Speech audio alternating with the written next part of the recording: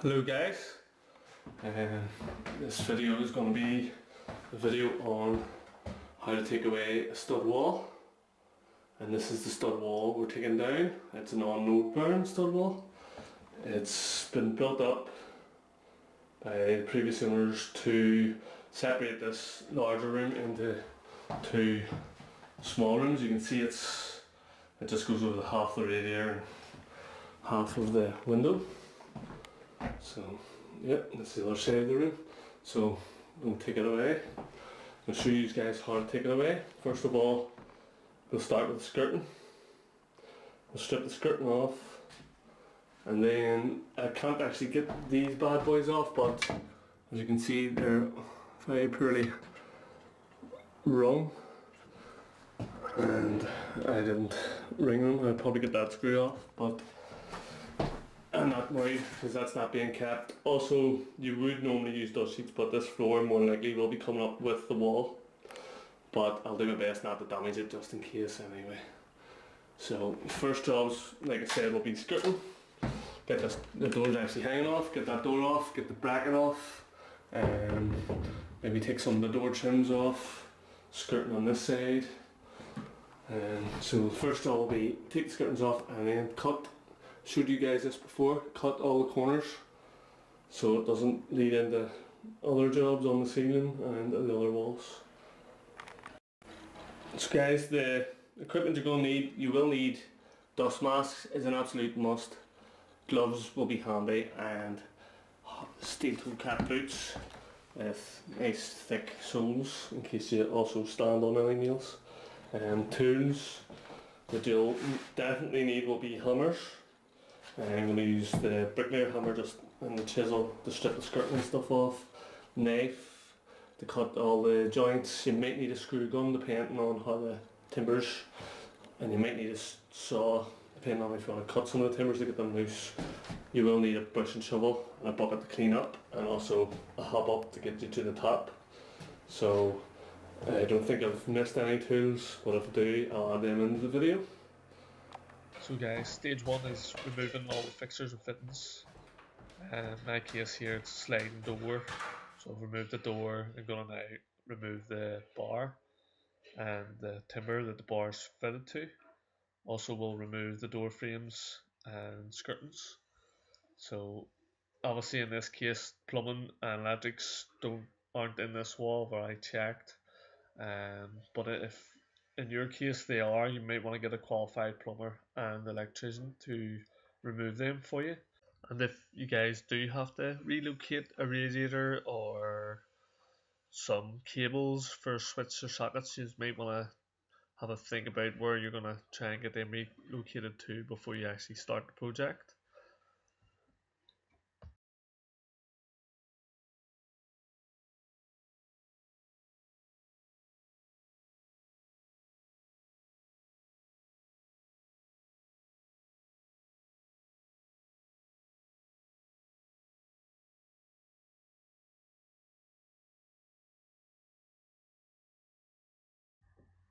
So yeah guys, I definitely do recommend using a power tool to unscrew your fixtures and fittings, especially if the screws are as far in as these bad boys are. I think they're at least 4 inches lower anyway, maybe 5.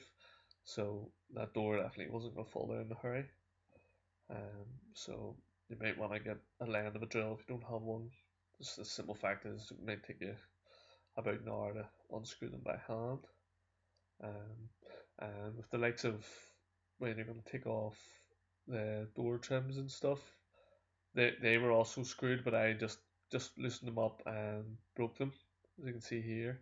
But if you could tap them and find the screws, you could unscrew them without breaking them, but these screws were all well painted over and filled in, so that wasn't quite so easy for myself.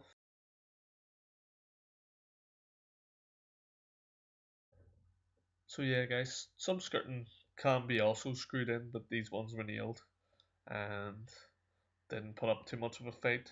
And I always denail skirtings and architraves or anything that has screws or nails. Always take them out before I set them down anywhere to stop anybody walking on them. So that's me I'm just cutting all the joints now, guys, just to make sure that nothing pulls off big chunk of paint or plaster on the walls. So as you can see there, having the door trims off gives me a very nice starting point, and you can see the insulation in the wall too.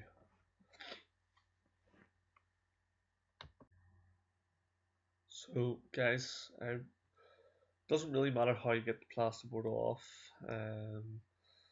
Really, probably better to keep it off in bigger, sort of neater pieces for yourself, just for getting rid of it, easier to carry.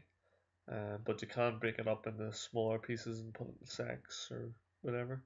I would assume the insulation in this wall is just for really sound barrier more than anything else.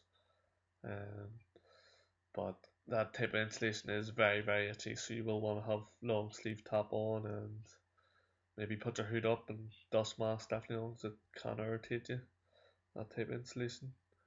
Um,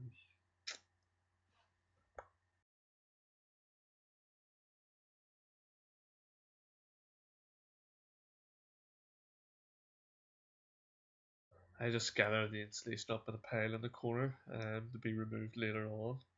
It can actually, it's dry and it's not that dusty, so it can be reused as well, guys. So guys, I've went around the other side of the wall to pull the plasterboard off. You can push it from the side we're facing now, um, push it off, but I prefer to know what I'm doing, where I'm putting it. Don't like the idea of just pushing it off, maybe catching the lights, the light coming out of the ceiling, or breaking a tool, or going through the window, or something silly like that. So I do prefer to be in control of where it's going to fall. So just maybe, and also as you're doing it, guys, try and keep it in the wee piles out of your way so you don't trip on it.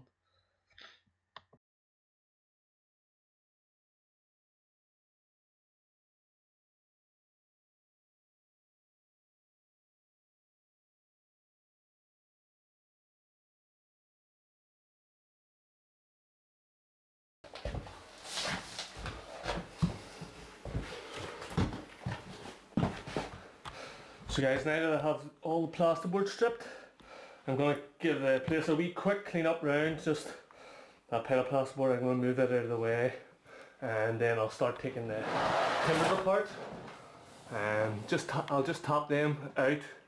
Hopefully they're not too secured, and then they're actually not bad timber, can be reused. So just bear with me, guys.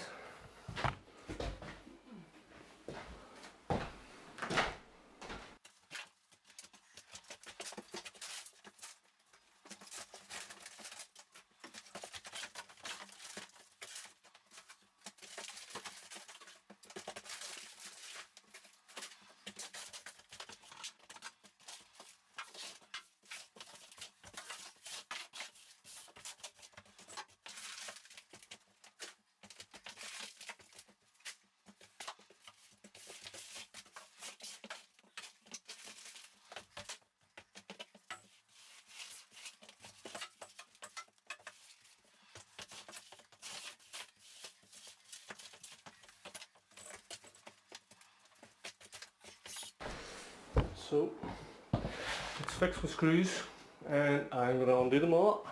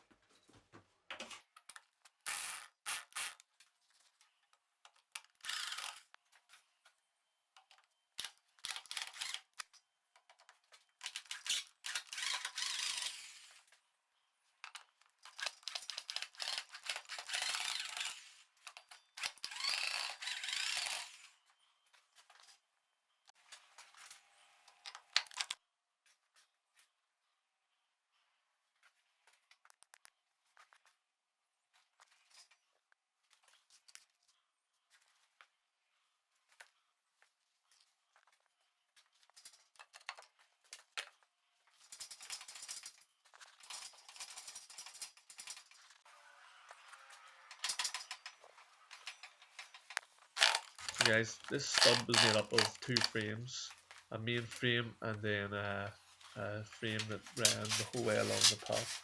So it's just a matter of unscrewing it off, taking the top frame off, unscrewing the walls and floors and ceiling, and taking it away. As you can see, I'll have this all stripped down in a minute.